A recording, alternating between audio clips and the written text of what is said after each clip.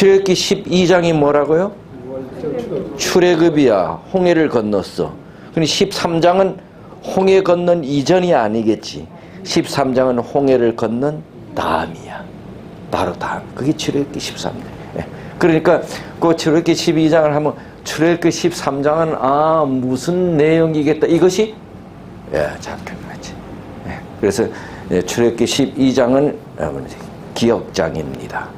출애굽기 12장은 기억장입니다. 자, 홍해를 건넜습니다. 하나님께서 이 백성들을 어디로 인도하려고 하는 것입니까? 가나안으로 인도하시는 것입니다. 그런데 홍해를 딱 건너면은 가나안으로 바로 북쪽으로 올라가면 짧게는 일주일, 길게는 2주일이면 가나안에 들어갑니다. 그런데 이스라엘 백성들이 몇 년 만에 갔어요? 자, 그런데 이 지름길로 가면 짧게는 일주일, 길게는 2주면 가는데 여기를 가려면 여기를 거쳐야 돼. 근데 여기 누가 살고 있는 거면 블레셋 족속이 살고 있습니다. 블레셋 족속이. 그런데 이 백성들이 홍해를 건넌 이스라엘 백성들이 이리로 가지 않고 밑으로 가요. 밑으로 뺑 돌아서 가는 거야. 근데 밑으로 뺑 돌아서 가는 이 길은 전부 다 뭔가 하면 광야야. 광야. 그럼 사막과 광야가 어떻게 달라요? 사막은 아무 생물이 없고 광야는 목초가 좀 있어. 사막은 아무것도 없어. 근데 광야는 그래도 이래서 성경에는 가시나무를 뭐라 그랬어? 그건 풀도 있고 광야. 근데 사막은 없어. 이 광야와 사막은 같이 사용하게 돼. 그런데 이 남쪽으로 돌아서 가면 전부 다 광야야. 근데 이제 바로 원주민들이 살고는 있지. 그러나 아주 강력한 블레셋 사람들이 살고 있어. 그 길로 가면 지름길이야. 짧게는 1주, 길게는 2주. 그런데 하나님께서 이 이스라엘 백성들을 블레셋 있는 대로 인도하지 않고 광야로 인도하시. 출애굽기 13장을 봅시다. 왜 하나님께서는 블레셋이 살고 있는 곳으로 가장 가까운 곳으로 인도하지 않고 왜 광야로 인도했는가? 이 질문입니다. 왜 그랬을까요? 왜 하나님께서 이스라엘 백성들을 지름길로 인도하지 않고 왜 광야로 인도했을까? 13장 봅시다. 17절 하나님의 인도. 바로가 백성을 보낸 후에, 이제 바로가 백성을 다 보낸 후에 블레셋 사람의 땅의 길은 어떻게 돼? 가까울지라도, 가깝다. 하나님이 그들을 그 길로 인도하지 아니하셨으니 이는 하나님이 말씀하시기를 이 백성이 전쟁을 보면 뉘우치다고 하는 말이 좋은 뜻이 아니에요. 뉘우쳐. 어디로 돌아갈까 함이라? 애굽으로 돌아갈까 함이라. 지름길로 가면 블레셋과의 전쟁은 불가피해요. 전쟁을 해야 돼. 그런데 이스라엘 백성들이 지금 뭐 하다 왔어요? 종살이 하다 왔어. 그들은 전쟁 경험이 없어. 군대로 훈련된 사람도 없었어. 그들은 싸움을 한 경험이 없어. 뭐 하다만 왔어요? 종살이 하다 그냥 하루아침에 그들이 그냥 나온 거야. 싸움도 어떤 사람이 잘해? 해본 사람이 잘해. 전쟁도 해본 사람이 잘해. 근데 이스라엘 백성들은 전쟁의 경험이 없어. 그들은 시키면 시키는 일은 잘해. 왜? 종이었으니까. 종의 근성이 있어요. 그러니 블레셋하고 싸움을 하면 이들이 분명히 후회할 거다. 뭘 후회할 거라고? 애굽에서 나온 것을 후회할 거다. 그러면서 지금도 안 늦었으니 어디로 돌아가자고 할 거다. 애굽으로 다시 돌아가자고 할 거다. 하나님께서 이스라엘 백성을 인도해낸 것은 가나안으로 이끌기 위해서인데, 가나안으로 이끌기 위해서 그들은 애굽의 장자 재앙을 내리고 홍해 바다를 건너서 이까지 인도해냈는데, 그래서 애굽 백성들과 주변의 이방인들은 이스라엘 백성들이 섬기는 여호와 하나님에 대해서 무한한 존경심을 가지고 있는데, 그리고 그 하나님에 대한 두려움도 가지고 있는데, 이 나온 백성들이 다시 애굽으로 돌아가면 여호와 하나님이 뭐가 되겠냐? 뭐가 안 서? 예? 영이 안 서, 체면이 안 서. 그럼 백성들이 또 이 애굽 사람들과 이방 백성들이 또 뭐라고 하느냐? 아, 이스라엘 백성들이 섬기는 여호와 하나님 아무것도 아니구나. 그때만 잠깐 그렇게 됐구나. 여호와 하나님의 체면과 위신과 권위가 하루아침에 뭐? 상실, 땅에 떨어지는 거지. 어떻게 애굽의 바로 왕에게서부터 건져냈는데 다시 애굽으로 돌아간다면 하나님이 뭐가 되겠는가? 그래서 하나님께서는 이스라엘 백성을 어디로 인도 안 했다? 블레셋 쪽으로 인도 안 했다. 우리는 각기 다른 방법으로 하나님께서 우리를 애굽에서, 세상에서 구원해 내셨어요. 그런데 우리의 신앙이 점점 세상으로 다가가고 애굽으로, 세상의 애굽으로 점점 다가간다면 누구 얼굴이 망신이라고? 하나님 얼굴이 망신아. 하나님의 권위가 땅에 떨어져. 하나님의 권위는 누구에 의해서 많이 좌우되는 거죠? 성도들에 의해서. 하나님의 권위는 이스라엘 백성들의 삶에 의해서 하나님의 권위가 이방 백성들에게 달리 평가되는 것이에요. 하나님의 백성들이 잘해야 되는 거지. 네. 우리는 내 하나의 삶이 아니야. 김석수가 어떻게 하느냐에 따라서 누구의? 하나님의 명예가 달려있어요. 장로님의 삶에 의해서 하나님의 명예가 달려있대. 교인들이 막 못된 짓 하고 그러면 저 교회 담임 목사 어떻게 가르쳤나 그래. 홍 집사님 자녀들이 못되고 그러면 도대체 집안에서 뭐 배운다. 어떻게 가르쳤나. 우리의 삶에 의해서 뭐? 하나님이 영광을 받을 수도 있고 욕을 먹을 수도 있어. 그래서 하나님께서 이 이스라엘 백성들을 블레셋으로 인도하지 않으셨다는 거야. 왜? 그들은 전쟁도 경험 없고 싸움도 못하고, 그러니 분명히 뻔해. 뭐 괜히 나왔다. 다시 어디로 하자? 돌아가자. 그래서 하나님께서 안 되겠다.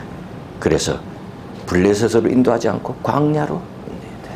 그 다음에 이스라엘 백성이 하나님께서 이제 장자 재앙을 내리고 인도를 했는데 어디로 인도하는 거야? 홍해 바다 앞으로 딱 인도를 하신 거야. 백성들이 불평했지요? 이제는 앞뒤가 다 막혔잖아요. 앞엔 바다지요? 뒤에는 애국 군대가 쳐들어오지요? 그럴 때 이제 불평하기 시작했잖아요. 그때 하나님께서 뭐예요? 모세를 통해서 홍해 바다를 쫙 가렸잖아. 성경에 물을 멈추게 한 사건이 두 가지가 나와. 홍해 바다는 갈라야 돼. 그리고 이스라엘 백성들이 가나안에 들어가기 전에 어디를 건너야 되냐면 요단강을 건너야 돼. 강은 흐르잖아요. 그래서 그 강을 건너기 위해서 물을 멈추게 했어. 물을 멈추게. 홍해 바다는 갈라야 했죠. 갈라야 했어. 그러니 양쪽에 뭐예요? 물댐이 건설이 됐어. 그리고 그 바다 중을 건넜어. 요단강은 뭐예요? 흐르는 물을 멈추게 했어. 흐르는 물을 멈췄어. 그러니 멈춰진 물은 댐처럼 그냥 올랐겠지. 그 밑으로는 뭐예요? 물이 흐르지 않았어. 방법이 달라. 누가 이랬어? 하나님께서 홍해 바다를 가르고 추격해오는 애국 군대를 다 몰살시켜서 홍해를 건너는데 성공하게 됐어. 그런데 이 엄청난 기쁨도 잠시뿐이었어. 홍해를 건너서 홍해를 건넌 기쁨에 들뜬 이스라엘 백성들이 갑자기 기쁨을 멈추고 다시 불평하기 시작했어. 왜? 홍해를 건너자마자 그들은 어디로 인도함을 받았어요? 광야로. 그러니 조금 전까지의 홍해의 기쁨과 희열, 성공은 다 사라지고 다시 뭐? 불평하게. 왜? 왜 우리를 광야로 인도하시지? 왜 먹을 것도 살 수도 없는 왜 광야로 인도하시지? 또 불평하게 하시겠어. 그러면서 그들이 불평할 때마다 그들이 하는 말이 있어. 불평할 때마다 하는 말이 뭔지 한번 찾아보세요. 이제 찾아봅시다. 16장 3절.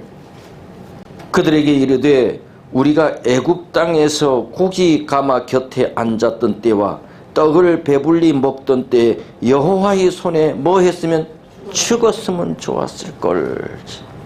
에? 어디에 있을 때? 애굽 땅에 있을 때. 17장 3절. 거기서 백성이 물이 가라매 그들이 모세를 대하여 원망하여 가로되 당신이 어찌하여 우리를 애굽에서 인도하여 내어 우리와 우리 자녀와 우리 생축으로 목말라 죽게 하느냐. 그 다음에 민수기 11장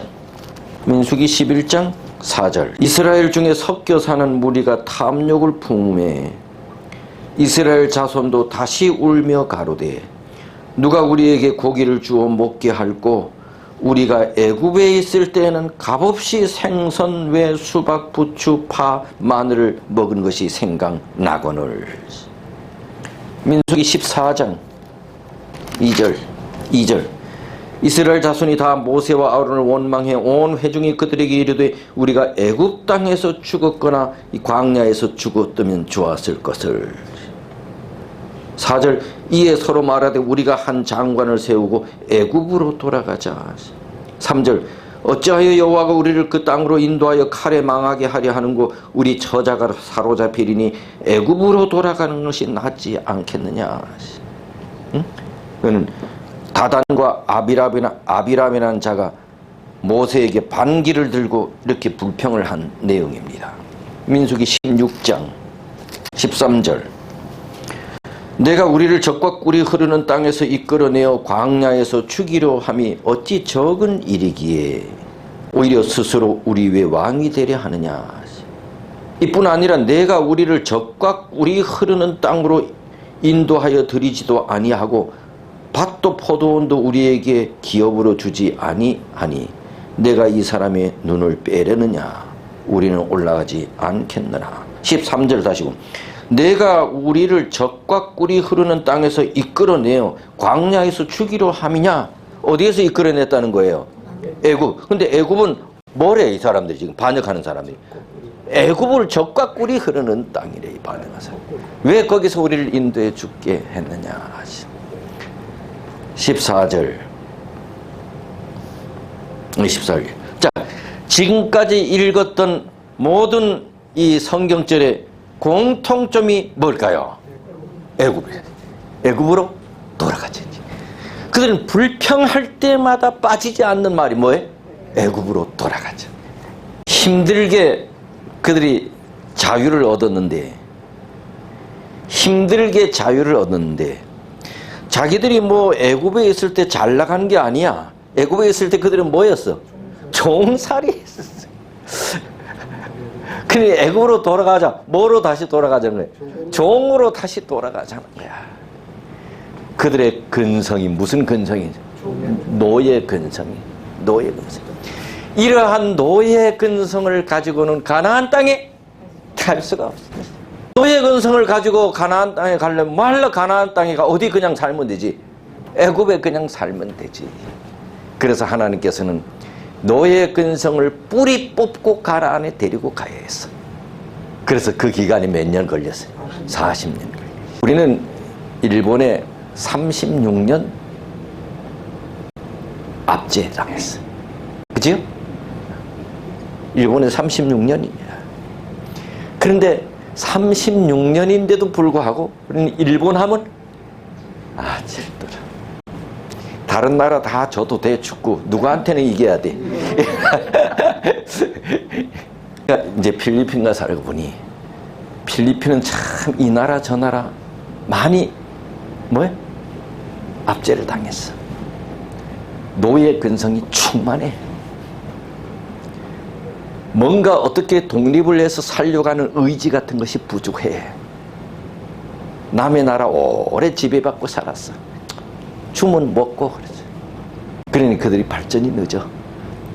우리가 한때는 동남아에서 필리핀이 제일 잘 살았.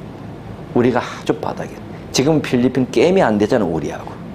노예 근성이 있는 사람들은 발전이 안 돼. 이러한 노예 근성을 가지고는 내가 너희를 애굽 땅에서 인도해 가나안 땅에 데려갈 필요가 없다는 것이야. 가나안 땅에 살 수 있는 하나님의 백성의 근성으로 바꿔야지 가나안에 데려가는 거지. 그래서 하나님께서는 블레셋 쪽으로 짧게는 일주일, 길게는 2주 그쪽으로 인도하지 않고 어디로 인도했다고? 광야로 노예였어요. 우리는 하늘 가나안에 가기 전에 우리의 노예 근성을 없애야 돼. 우리는 오랫동안의 사단의 노예로 있었어. 우리의 성품이 그걸 나타내. 우리의 성격이 그것을 나타내. 우리의 삶이, 우리가 예수 믿는다 하지만 우리의 삶이 여전히 노예 근성이 많이 있어. 사단에 사로잡혔던 우리의 이기심, 나만 생각하는 마음, 이웃을 사랑하지 못하는 마음, 여러 가지 죄의 이 노예 근성이 있어. 하늘 가나안에 가기 전에 하나님께서는 우리의 이러한 모든 노예 근성을 다 없이 하기를 원하시오. 그리고 하늘 가나안에 데려가기를 원하시오. 우리는 오늘 또 하늘 가나안으로 행진을 하고 있는 사람이잖아요. 지금은 하늘 가나안에서 살 삶을 훈련받고 있는 것이에요. 여전히 우리는 오래 믿었고 목사고 장로고 오래 믿었지만은 여전히 우리의 마음속에는 이기심이 많잖아. 이기심은 선지자가 말하기를 우리의 죄악 중에 가장 큰 죄악이 이기심이라고 했어요. 이기심은 죄 때문에 생겨난 것이야. 죄는 죄의 창시자가 사단이잖아요. 자, 그다음에 그들은 애굽의 노예 생활에 있었다가 그들이 구원 받았지요? 구원 받았어. 애굽의 노예에서 나왔어. 애굽의 노예 생활에서 나왔어.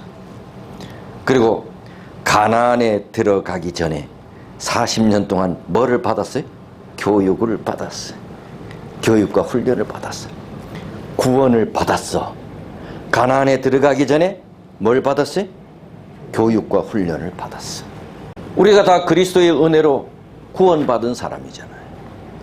하늘 가나안에 들어가기 전에 끊임없이 우리는 뭘 받아야 돼? 교육과 훈련을 받아야 돼. 교육과 훈련을 받아야 돼. 내가 이렇게 이제 목회를 하면서 이래 보니 교회에서도 교육과 훈련을 제일 등한히 하는 사람들이 누군가? 우리는 하나님의 은혜로 구원받은 사람들. 하늘 가나안에 들어가기 전까지 끊임없이 뭘 받아야 돼? 교육과 훈련을 받아야 돼. 이 교육과 훈련은 끝이 없어. 그래서 교육과 훈련 받는 일을 싫어하는 사람들은 그러니까 다 지금 이 교육과 훈련이잖아요. 우리가 이 땅에 산 날 동안 하늘 가나안에 들어가기 전에 어떻게 살아야 하는지 우리가 지금 교육받고 있잖아. 훈련받고 있잖아. 끊임없이 훈련이야. 그래서 그리스도인은 새로 태어나는 순간부터 성경을 공부해야 돼. 예수 믿기로 결심하고 침례를 받았어. 그러면 끝인가요? 계속 교육받아야 돼요. 그건 시작이야. 계속 뭐해? 공부해야 돼. 여러분 우리가 침례 받기 전에 뭐 해요? 공부하지요. 그럼 그걸로 끝나나요? 아니야. 침례 받은 후에도 계속 공부해야 돼. 예. 침례 받고 난 다음에 이제는 어떻게 살아야 하는지, 하늘 가나안에 들어가기 전에 어떻게 살아야 하는지 계속 공부를 해야 돼. 그래서 침례가 끝이 아니잖아. 뭐 중요하겠죠. 그러나 침례보다 더 중요한 것은 진짜 예수님을 구주로 받아들이는 거야. 그러면 침례 안 받아도 구원받습니다. 마치 누구처럼? 십자가의 광도처럼. 그는 침례 안 받았습니다. 침례를 안 받아도 그 강도는 구원받지만 반대로 이 땅에 수많은 침례받은 사람들 가운데는 구원받지 못한 사람들도 많이 있을 것입니다. 더 중요한 것은 침례가 아니라 정말로 예수님을 주님으로 받아들이는 것이에요. 계속해서 여러분 신명기 8장을 한번 보세요. 신명기 8장 2절. 내 하나님 여호와께서 이 40년 동안에 너로 광야길을 걷게 하신 것을 기억하라. 이는 너를 뭐하며 낮추시며 너를 낮추기 위하여 이스라엘 백성들을 낮추기 위해 광야로 인도했다는 것이야. 8장 16절. 내 열조도 알지 못하던 만나를 광야에서 내게 먹이셨나니 이는 다 너를 뭐하며 낮추시며. 하나님께서 이스라엘 백성들을 블레셋 땅을 통과하여 바로 가나안 땅으로 인도하지 않고 광야로 인도한 것은 이스라엘 백성을 교육하고 훈련하기 위함인데 그 교육과 훈련의 그 핵심이 뭐라고? 너를 낮추시는 교육을 해요. 너를 낮추시고 낮추는 교육과 훈련을 했다. 이걸 40년. 자기 자신을 낮추는 것은 쉽지 않나 봐요. 그죠? 자신을 낮추는 것은 쉽지 않나 봐. 보통 우리가 명예욕은 남자한테 많다 그래, 여자한테 있다 그래. 그런데도 그럼에도 불구하고 명예욕은 누구한테도 있대. 여자들한테도 있나 봐. 자기가 못 되면 자기 남편이라도 되기를 원해. 그것도 다 똑같은 면. 광야는 사람 살기 어려운 곳이잖아. 농사를 지을 수도 없고 그러죠. 목축도 없어. 인간의 가장 기본 욕구인 의식주조차 내 힘으로 해결할 수 없어. 그런데도 하나님께서는 이스라엘 백성을 광야로 인도하셨어. 하루 이틀도 아니고 몇 년 동안 40년 동안이나 그곳에 살게 했어요. 이것은 누구 없으면 못 산다는 겁니까? 하나님 없으면 못 산다는 것을 뼈에 사무치도록 교육하고 훈련하기 위함이에요. 누구 없이는 못 산다. 하나님 없이는 못 산다. 그래서 자신을 낮추게 한다는 얘기는 누구를 의지하며 살다는 얘기예요. 하나님 의지하며 살게 하겠다는 말하고 똑같은 말이잖아요. 예? 예.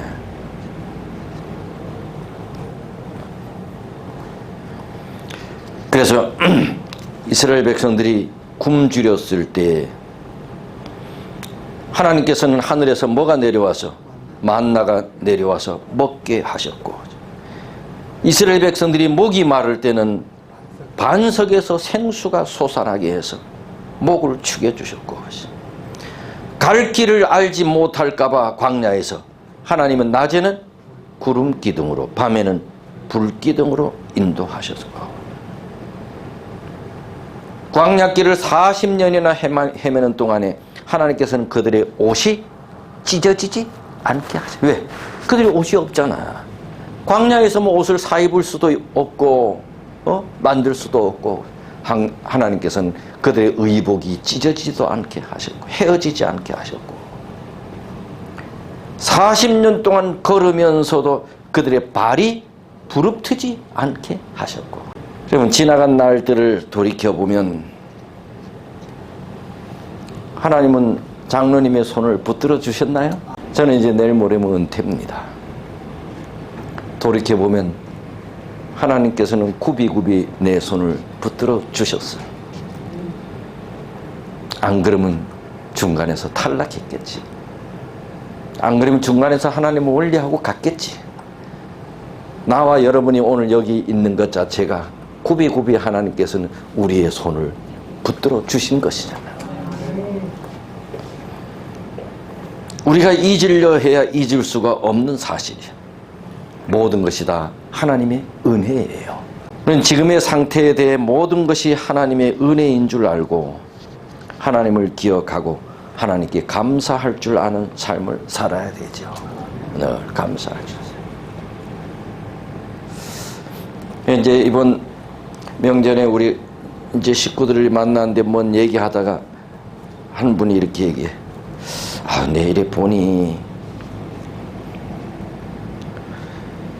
1년 365일 가도록 감사 헌금 한 번 안 내는 교인들이 너무 많더래. 그리고 이렇게 보니 주로 뭐 내던 사람들만 내더래.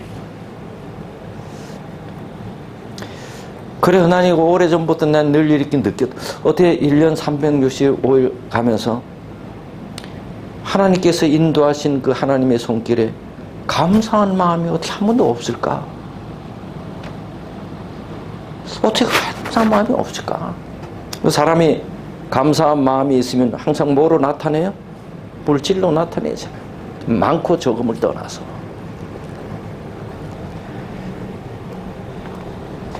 우리는 이렇게 설명하고 물으면은 여기까지 내가 온 것은 하나님께서 굽이 내 손을 붙잡아 주셨다고, 그래서 오늘 내가 여기 있다고 이렇게 대답은 해.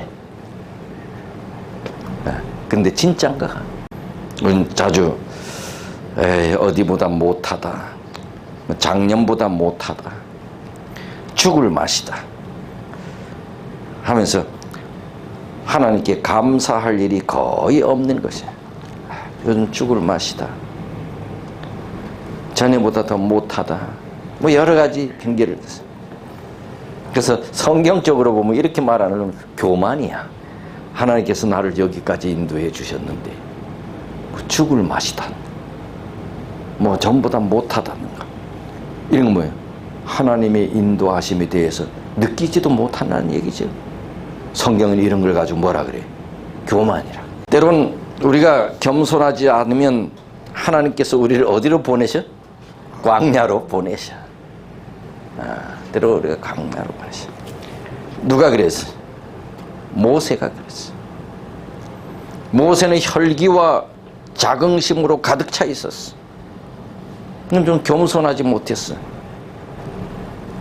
그와 같은 모세를 하나님께서 사람 만들겠다고 어디로 보냈어요? 미디안 광야로 보내셨어.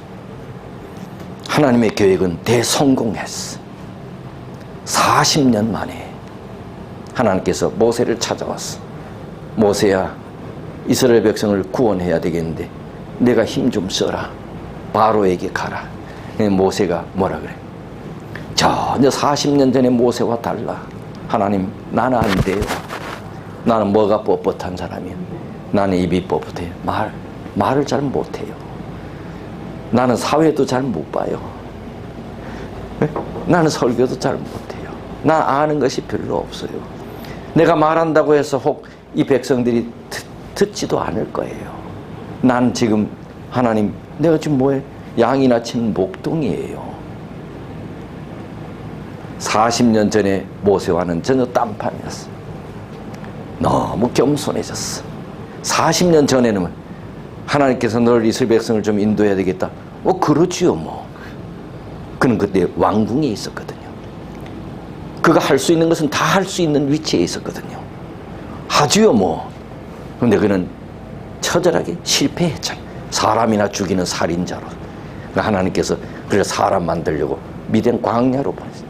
40년이 지난 다음에는 완전히 다른 사람이 됐어. 모세야, 이제 때가 됐다. 하나님, 난 못해요. 나 같은 사람이 어떻게 해요? 이러자 하나님께서는 됐다. 그럼 됐다. 못한다고? 됐다. 기어이 모세를 쓰잖아. 왜? 그렇게 낮아졌어. 우리가 말 안 들으면 하나님께서 보실 때 좀 거만하고 교만하면 어디로 보낸다고? 우리를 광야로 보내. 먹을 것도 입을 것도 없는 광야로. 우리 주변의 교인들을 볼 때 하나님께서 저 사람을 훈련시키기 위하여 광야로 보낸다고 하는 것을 우리가 볼 수도 있어. 우리의 삶을 통해서 하나님께서 집사님을 지금 광야에서 훈련하고 있구나. 그런 어려움을 당할 때 우리는 하나님께 원망하고 불평하지만 하나님께서는 그를 사랑하고 계신 거야. 사람 만들겠다고. 어디에 가서 살 사람을 하늘 가나안에 가서 살 사람 만드는 그 과정이지. 여기까지 살아온 것이 내가 잘나서가 아니고 모든 것이 다 하나님의 은혜인 줄 알라. 신명기 8장 2절 봅시다. 아까 읽은 거죠.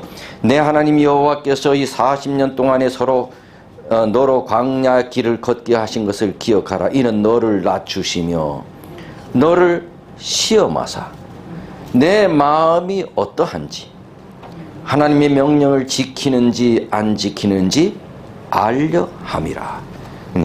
하나님에 대한 순종 여부를 시험하기 위하여 광야로 인도하셨다. 내 말을 순종하는지 안 하는지. 때때로 하나님은 택하신 당신의 백성을 시험하십니다. 그 옛날 누구도 시험했어요? 아까 창세기 12장의 주인공 아브라함도 시험했어. 어떻게 시험했어? 누구를 바치라고? 이삭을 바치라. 왜? 나를 순종하는지 안 순종하는지. 내가 준 아들 이삭을 나보다 더 사랑하는지 이삭보다 나를 더 사랑하는지 하나님께서 아브라함도 시험했어. 또 동양 최대의 거부를 또 시험했어. 누구요? 욥도 시험하셨어. 하나님께서는 때때로 택하신 백성을 시험하셨어. 하나님을 향한 나의 사랑과 믿음이 얼마나 순수하고 진실하신지 우리를 시험하실 때가 있어. 나는 세상에 살면서 욥과 같은 한 교인을 나는 알아. 내가 언젠가도 잠깐 얘기했어. 내가 전에 있던 문막교회 한 여집사님이야. 나는 그와 같은 시련을 당한 사람을 지금까지 보지 못했어. 시집 왔어. 시아버지, 시어머니, 그 다음에 상할머니 같이 와서 뒷바라지하고. 그때는 뭐 수도도 없어. 이 펌프 마당에 거기 쌀 씻고 뭐 하면 문 열고 상할머니가 봐 감시해. 그거 다 받들고.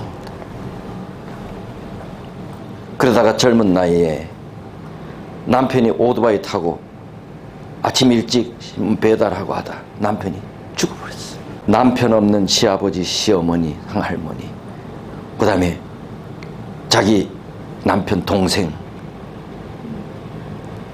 자기 딸 셋, 딸만 셋 낳았어. 둘째가 또 뭔가 하면 장애 간질이야. 사람 구실을 못해. 큰 딸하고 그러니 간질이 내가 참 머리가 좋아. 세 딸이 참 머리가 비상해.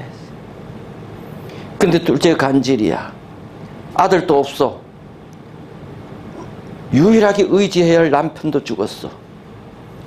유일하게 의지해야 할 대상은 큰 딸과 작은 딸이야. 작은 딸이 중학교 때 죽었어.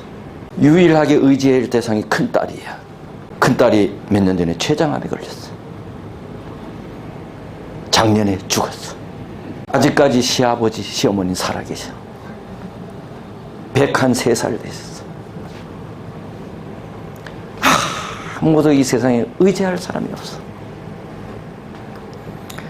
근데 굽이 욥처럼 그렇게 어려운 그 당할 때마다 세상에 그러한 믿음의 대장부를 난 세상에서 본 적이 없어.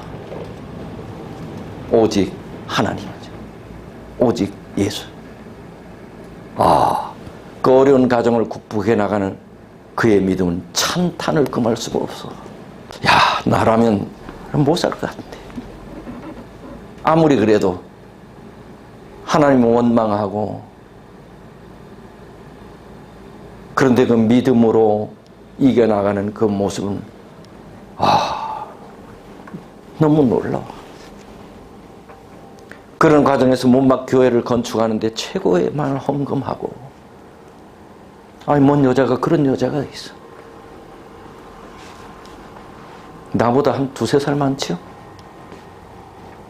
교회 일이라고 하는 건 두 손 두 발 다 뻗고 봉사하고.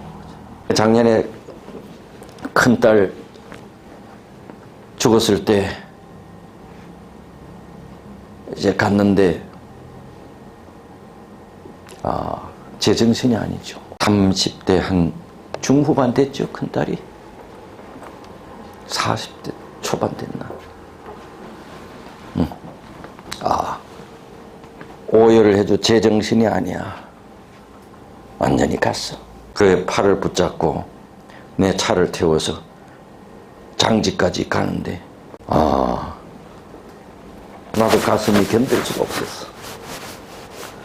근데 장례 다 치르고까지 믿음으로 이기고, 몇 개월이 지난 후에도 전화를 드렸더니 목사님 아직까지 안정이 안 돼요. 뭐 안정이 되겠어. 안정이 안 돼요. 그러면서 그는 자기가 믿는 하나님을 의지하고 모든 어려움을 극복하는 그의 신앙은 너무 놀라워. 내가 합회에 있을 때 그는 또 그 지역의 행정위원이었어. 여자 대표로. 난 그런 사람은 행정위원 안 됐으면 좋겠어. 행정위원 오면 덕이 안 되거든요. 행정위원 하려고 할 필요 없어. 합회장 하려고 할 필요 없어. 못 볼 거 다 봐. 때때로 하나님은 택하신 백성을 시험하시. 얼마나 믿음이 순수하고 진실한지. 그분은, 그 집사님은, 다른 사람보다 그 집사님은 갈 거야. 하나님께서는 당신의 진실한 백성의 순종 여부를 시험하기 위해 때때로 광야로 보내시네. 그 집사님을 생각하면 주님이 빨리 오시면 좋겠어요. 왜 당신은 지금 광야에 서 있는가? 한 성도의 글인데, 하나님이 당신을 사랑하신다면 당신을 광야에서 다루시는 시간이 반드시 필요합니다. 야곱은 그의 4명의 아내 중에서 제일 사랑하는 아내인 라헬이 낳아준 아들 요셉을 특별히 사랑했습니다. 야곱은 요셉을 얼마나 좋아했는지 요셉에게만 채색 옷을 입혔습니다. 그런데 야곱은 지혜가 없었습니다. 아들을 진짜 사랑한다면 채색 옷을 입히면 안 되는 것입니다. 오히려 광야로 내보내야 했습니다. 여기 아주 귀중한 메시지 하나를 깨닫게 됩니다. 야곱이 요셉을 다루는 방식과 하나님이 요셉을 다루는 방식이 다르다는 것입니다. 우리 인간은 어리석어서 어떤 사람을 사랑하면 채색 옷을 입힙니다. 좋아하는 사람한테 자꾸 좋은 것을 주려고 합니다. 그래서 결국에 그를 망칩니다. 부모는 자기 자녀를 사랑합니다. 사랑하니까 좋게 해주려고 과외시키고 좋은 학교 보내고 자꾸만 뭘 주려고 합니다. 그런데 그러다가 그 자녀가 망합니다. 30살이 넘어서까지 학비 대주면 자녀가 잘 될 줄 압니까? 팔푼이처럼 됩니다. 사랑도 방법이 있어야 합니다. 하나님처럼 사랑해야 합니다. 자녀를 진짜 사랑하면 광야로 보내야 합니다. 하나님도 야곱의 품속에 있는 요셉을 건져서 그분이 직접 다루시지 않습니까? 그 일을 통해서 하나님은 야곱에게 이렇게 말씀하시는 것입니다. 애는 그렇게 키우는 게 아니야. 이렇게 훈련시키는 거야. 그래서 요셉을 데려가서 노예로 만들고 감옥에 집어넣어 13년 동안 훈련시키지 않으셨습니까? 그때 하나님께서는 야곱에게 이렇게 말씀하셨을 겁니다. 내가 요셉을 키운 17년과 내가 그를 훈련시킨 13년을 비교해 보자구나. 과연 하나님은 인물을 만드셨습니다. 그 결과 요셉은 애굽의 총리로 등장하게 됩니다. 하나님께서는 우리를 사랑하십니다. 그러면 우리를 어떻게 다루시겠습니까? 우리가 하나님의 백성이라면 하나님께서 우리를 광야로 다루시는 시간이 반드시 있습니다. 이것을 알 때 광야 같은 현재의 위기를 이해하고 하나님의 은혜를 받을 수 있습니다. 이 험난한 시절에 하나님께서 광야로 보내신 의미를 이해하고 강건한 모습으로 다시 일어섭시다. 각자의 광야의 삶 속에서 아름다운 보석과 같이 변화받는 진실한 믿음의 사람이 되기를 바랍니다. 너무 멋지네. 너무 멋져. 정말 멋지네. 너무. 나의 가는 길을 오직 그가 아시나니 그가 나를 단련하신 후에는 내가 정금같이 나오리라. 하나님 아버지, 이 시간 우리에게 말씀해 주셔서 감사합니다. 우리가 오늘 느끼고 또 깨달은 대로 우리가 그렇게 우리의 사람이 내가 변화되고 싶습니다. 하나님 우리를 그렇게 변화시키시고 인도해 주옵소서. 이스라엘 백성을 광야로 인도하신 이유가 있듯이 하나님께서는 우리를 사랑하시기에 자주 우리를 광야로 인도하시기도 합니다. 우리가 늘 하나님의 그늘 아래에 있음을 기억하고 오늘 내가 여기까지 있게 된 것은 굽이굽이 우리 주님께서 내 손을 붙잡아 주셨음을 생각하고 늘 감사하며 살게 해 주옵소서. 예수님 이름으로 기도합니다. 아멘.